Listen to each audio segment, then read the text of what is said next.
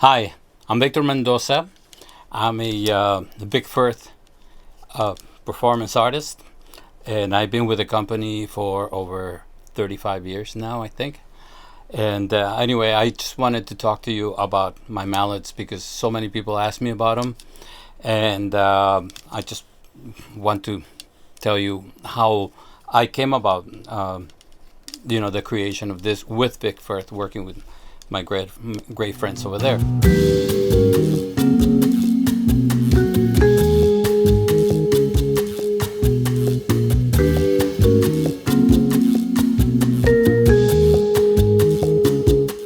Anyway, what I wanted to mention was like how perhaps you would go about defining what is a good mallet for you. And I'll tell you what my needs were and why I work with this, and I have been playing with this mallet for many, many years.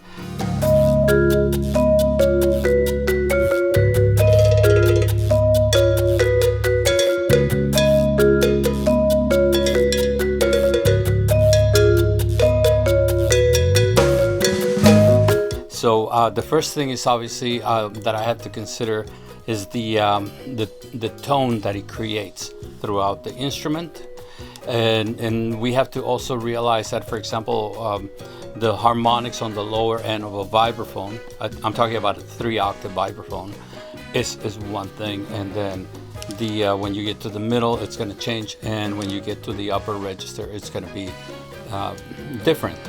So for that reason, you want to get, for me, what is important is a full tone, nice round tone. Obviously, I do not expect for the harmonics to sound the same because it's not possible. If it sounds full at the bottom and I have the projection at the top, pretty much that's what it is.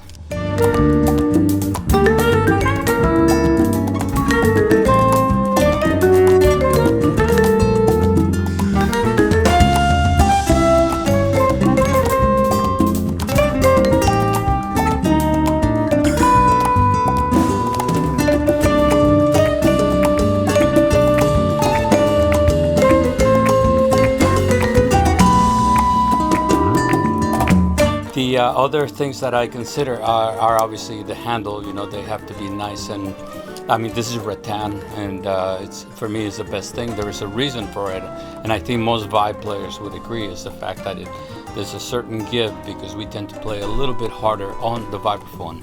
Why? Because vibes are a softer instrument than marimba, so the projection is not as obvious, it doesn't come across as much, so sometimes we do have to play harder than on a marimba.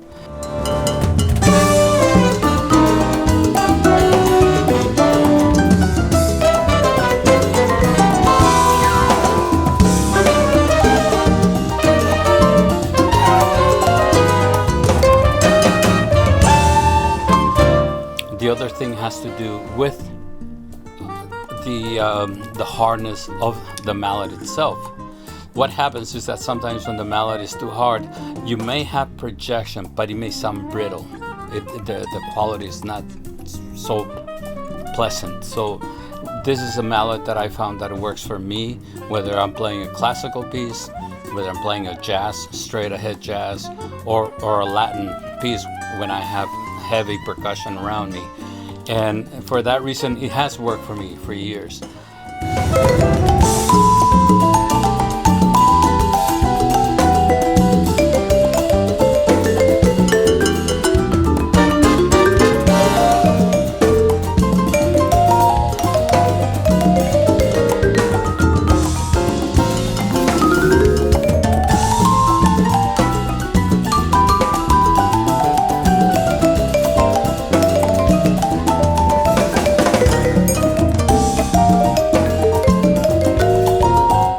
The other thing is basically how they feel in your hands.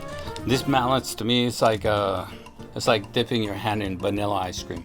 It just feels amazing. So for that reason, I think that this is to me is a great mallet.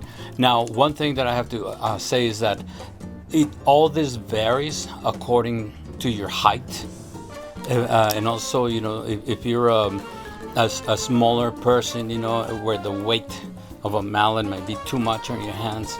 You might want to change, because there are other ways of getting the same tone out of the instrument, and you have to work with your own body. That's why when somebody says it's like this mallet works for everybody, not necessarily. That's not I don't particularly agree with that.